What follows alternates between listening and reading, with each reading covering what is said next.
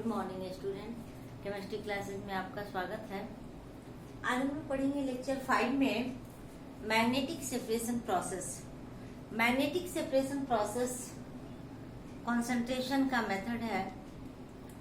Concentration जैसा कि आपको बताया गया था कि ओर से इम्प्योरिटीज को रिमूव करने की प्रक्रिया को हम लोग कंसंट्रेशन कहते हैं। ओर में बहुत सारे इम्प्योरिटीज रहते हैं, rocky material, sand, clay etcetera. इन सभी मटेरियल को ओर से हम अलग करते हैं, वही प्रक्रिया कंसंट्रेशन कहलाती है। और कंसंट्रेशन डिफरेंट प्रोसेस से होता है, जिसमें मैग्नेटिक सेपरेशन प्रोसेस उनमें से एक है।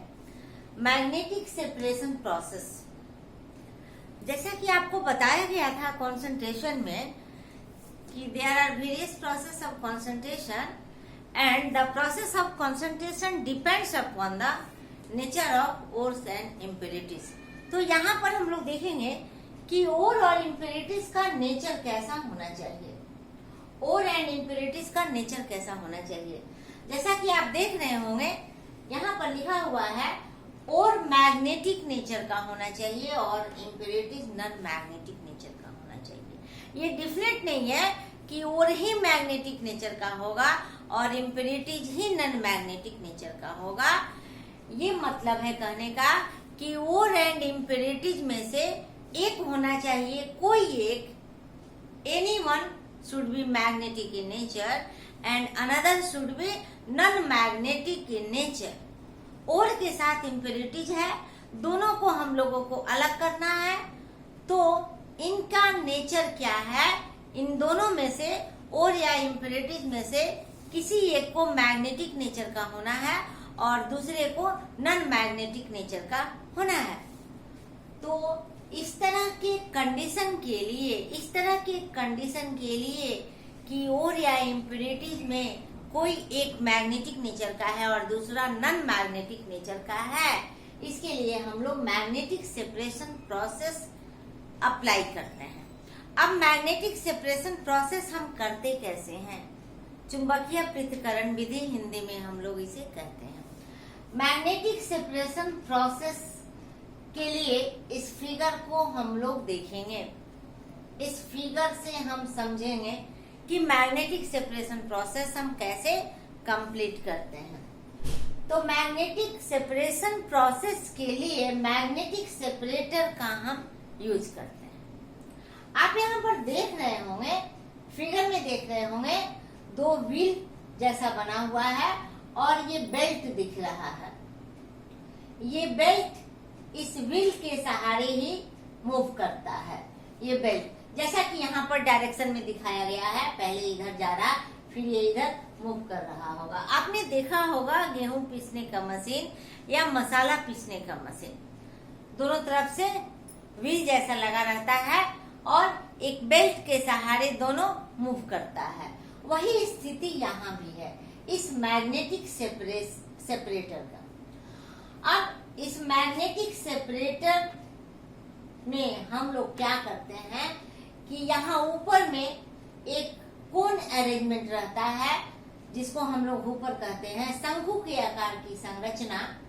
ओर को सबसे पहले हम क्या करते हैं, क्रस्ट करते हैं।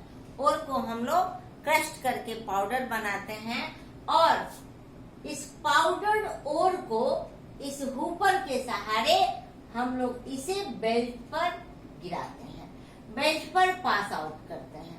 बेल्ट के ऊपर से ये पास करता है, गुजरता है। जब इस ओर को हमने क्रस्ट कर दिया, क्रस्ट करके पाउडर बनाया, पाउडर बनने के बाद हमने हुपर के सहारे इसको इस मैग्नेटिक सेपरेटर के बेल्ट पर इसको हमने पास किया, गिराया। इस मैग्नेटिक सेपरेटर का जो रोलर होता है, मूव करता है। आप देख रहे होंगे यहाँ पर दो दिखाया गया है, इन दोनों में से कोई एक रोलर मैग्नेटिक नेचर का होता है, कोई एक रोलर मैग्नेटिक नेचर का होता है। मैग्नेटिक रोलर यहाँ आप देख रहे हैं जो मैग्नेटिक नेचर का है, इस राइट साइड वाले रोलर को मैग्नेटिक नेचर का यहाँ पर दिखाया गया है। इस पाउडर ओर में आप देख रहे होंगे ब्लैक और ब्लू, ब्लैक पार्ट और ब्लू पार्ट यहाँ पर आप देख रहे होंगे। ब्लैक पार्ट ओर को इंडिकेट करता है और ब्लू पार्ट जो है इम्प्योरिटीज को इंडिकेट कर रहा है। अब यहाँ पर आप देखेंगे कि जैसे ऊपर से क्रस्ट ओर को गिराया गया है तो ये घूमते घूमते बेल्ट के ऊपर ये घूम रहा है, तो घूमने के क्रम में ये कहाँ आएगा, उस रोलर के पास आएगा जो कि मैग्नेटिक नेचर का है, उस रोलर के पास आएगा जो कि मैग्नेटिक नेचर का है। और मैग्नेटिक नेचर का रोलर है तो क्या करेगा, मैग्नेटिक पार्टिकल को अट्रैक्ट करेगा। अब इस क्रस्ट ओर में, जिस ओर को हमने पाउडर बनाया है, इसमें क्या है, दो तरह का पार्टिकल है। एक मैग्नेटिक नेचर का है जो मैग्नेट से अट्रैक्ट होगा, और दूसरा नॉन मैग्नेटिक नेचर का है जो मैग्नेट से अट्रैक्ट नहीं होगा। तो जब दोनों तरह के पार्टिकल इस रोलर से गुजर के नजदीक, इस रोलर के नजदीक गुजरेगा तो क्या होगा, जब यहाँ से प्रवाहित होगा, यहाँ से पास होगा, तो क्या होगा कि मैग्नेटिक नेचर का पार्टिकल इस रोलर से अट्रैक्ट होगा और अट्रैक्ट होने के बाद वो रोलर के नजदीक गिरेगा। मैग्नेटिक पार्टिकल इस मैग्नेटिक रोलर से अट्रैक्ट होगा, आकर्षित होगा और वो इस रोलर के नजदीक गिरेगा। लेकिन जो नॉन मैग्नेटिक पार्टिकल है, नॉन मैग्नेटिक पार्टिकल ये रोलर से दूर जाएगा और ये रोलर से दूर जाकर गिरेगा, जिसको एक दूसरे कंटेनर में हम लोग क्या करते हैं, कलेक्ट कर लेते हैं। तो एग्जाम्पल के लिए, समझने के लिए यहाँ पर ओर को दिखाया गया है मैग्नेटिक नेचर का और इम्प्योरिटीज को दिखाया गया है नॉन मैग्नेटिक नेचर का। तो जैसे ही इस क्रस्ट ओर को मैग्नेटिक रोलर के बेल्ट पर पास किया जाता है तो और यहाँ पर मैग्नेटिक नेचर का है और अट्रैक्ट करता है और मैग्नेटिक रोलर के नजदीक गिरता है, जो कि देखेंगे आप फिगर में दिखाया गया है मैग्नेटिक पार्टिकल्स जो इस रोलर के बिल्कुल नजदीक गिरा है, और नॉन मैग्नेटिक पार्टिकल्स इस रोलर से दूर जाकर गिरा है। तो यहाँ पर हम देखते हैं magnetic and non magnetic particles are separate to each other. यहाँ पर सेपरेट हो जा रहा है मैग्नेटिक पार्टिकल्स और नॉन मैग्नेटिक पार्टिकल्स। यही है, जब मैग्नेटिक पार्टिकल्स सेपरेट हो गया नॉन मैग्नेटिक पार्टिकल से, तो मैग्नेटिक पार्टिकल क्या है, ओर है, और प्योर और सेपरेट हो गया और इम्प्योरिटीज अलग हो गया। तो इस तरह मैग्नेटिक सेपरेशन प्रोसेस कंप्लीट होता है। कैसे हम लोग इसको लिखेंगे, आप देखेंगे कैसे हम लोग इसको लिखेंगे। मैग्नेटिक सेपरेशन प्रोसेस भी शॉर्ट आंसर में या नोट्स में पूछा जाता है, तो आप इसको ध्यान से पढ़ेंगे और कैसे आप इसको लिखेंगे, पॉइंट वाइज आप इसको नोट करेंगे, पॉइंट वाइज। सबसे फर्स्ट पॉइंट आपका है, फर्स्ट पॉइंट कि ore is crushed into powder, ore is crushed into powder, then crushed ore is passed over belt of magnetic roller। पहले क्या लिखा आपने, ore is crushed into powder, then it is passed over belt of magnetic roller। After passing the belt of magnetic roller, after passing the belt of magnetic roller, magnetic particles attracted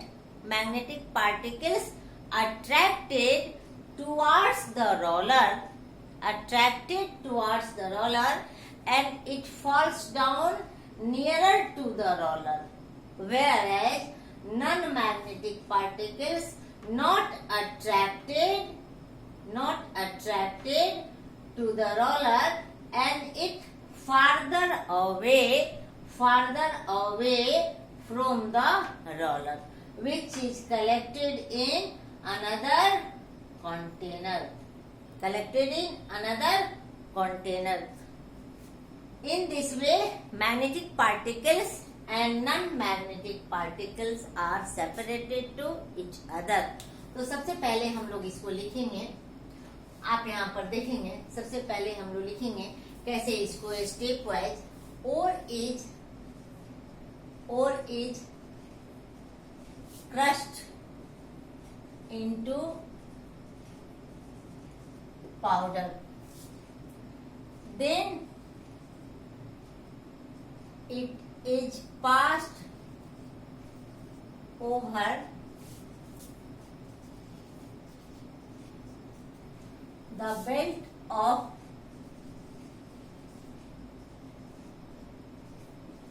magnetic roller. Third point क्या होगा कि after passing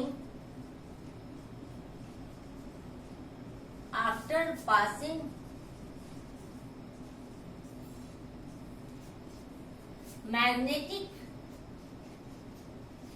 particles attracted towards the roller and it falls down nearer to the roller.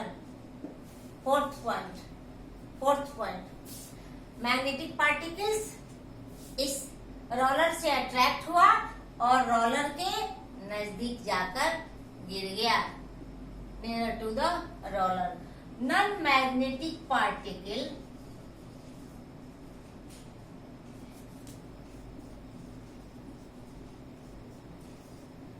not attracted towards the roller and it farther away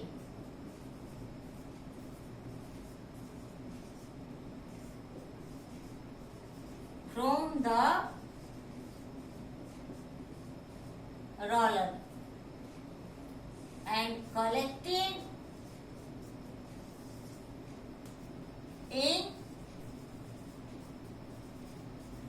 another